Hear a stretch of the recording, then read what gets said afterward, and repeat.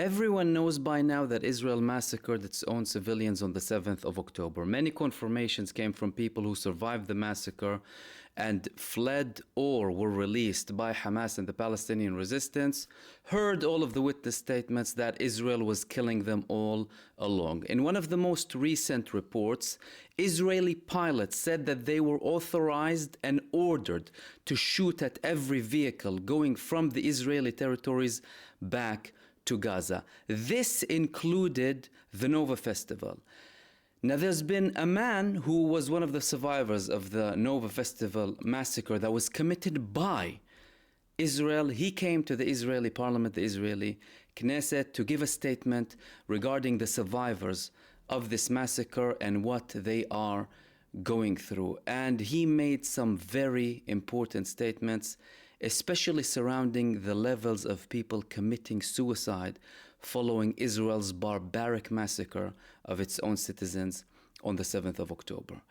He is called Guy Ben Shimon. He was one of the people who were at the Nova Festival, and he made a couple of statements in the Israeli Knesset.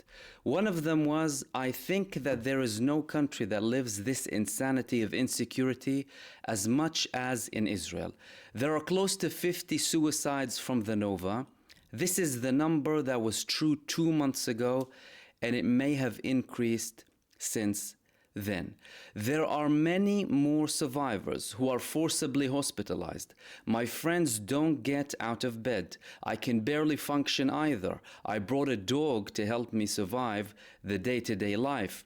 The goal for all of us is to return to work and function. We won't be able to do it without the assistance. I have seen people opened by bullets and women scream until they die. Now, some of the people who were attending and witnessed this tried to undermine these statements, saying that not many official reports confirm these suicides, and there's a lot of criticism as to how Israel confirms that people committed suicide due to the fact that they survived this massacre or what happened on the 7th of October.